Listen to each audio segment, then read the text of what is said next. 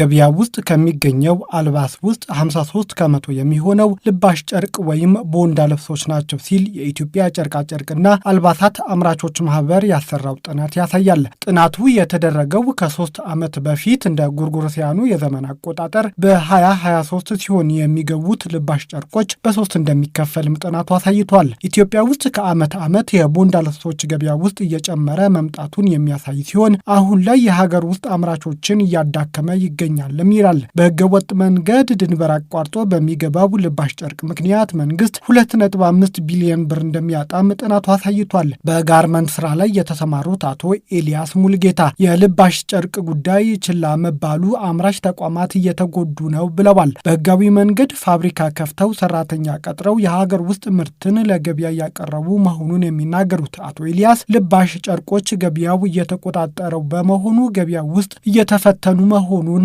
አስረድተዋል። በተለይ ከቅርብ ጊዜ ወዲህ በጣም የተስፋፋ የመጣ ስራ ሆኗል። አሁን እንደውም በአሁኑ ወቅት ህጋዊ የሆነ እየሄደ ይመስላል አሰራሩም እና በስፋት ነው እየተሰራበት ያለው እና ሴክተሩን ዋጋ መወዳደር አይችልም።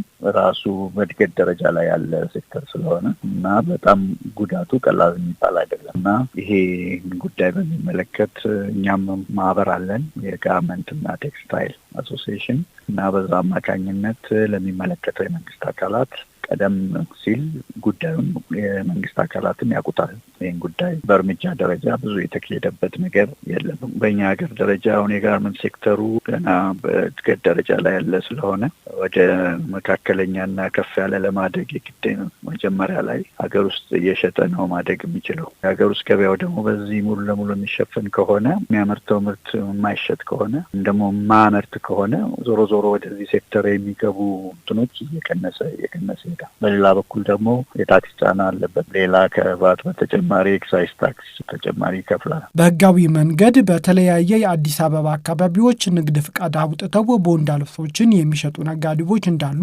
የሚናገሩት አቶ ኤልያስ ከ3 ዓመት በፊት በተጠናው ጥናትም ይህ መረጋገጡን ጠቅሰዋል። በጥናቱ እንደተመለከትነው መርካቶ ጨምሮ በተለያዩ የአዲስ አበባ አካባቢዎች የቦንዳ ልብስ ወይም ልባሽ ጨርቆች በስፋት እንደሚከፋፈሉ ተጠቅሷል። መርካቶ፣ አጠና ተራ፣ ቦሌና 22 አካባቢ ከተጠቀሱ ስፍራዎች መካከል ናቸው። የተደረገው ጥናት ለመንግስት በወቅቱ ገቢ መደረጉን ከኢትዮጵያ ጨርቃጨርቅና አልባሳት አምራቾች ማህበር ያረጋገጥን ሲሆን ምላሽ ግን እስካሁን አለመሰጠቱን ሰምተናል። አቶ ኤልያስ ሙልጌታ በበኩላቸው የጨርቃጨርቅ ዘርፉ ኢትዮጵያ ውስጥ ገና እያደገ ነው፣ ድጋፍ ሊደረግለት ይገባል፣ የልባሽ ጨርቅ ጉዳይ መንግስት አንድ መፍትሄ ሊሰጠው ይገባል ሲሉም ጠይቀዋል። በተለይ ጋርመንት ሴክተር የአቅርቦት ችግር ትልቁ ፈተና ነው ማለት ጨርቆች ማግኘት፣ አክሰሰሪዎች የሚያመርቱ ፋብሪካዎች የሉም።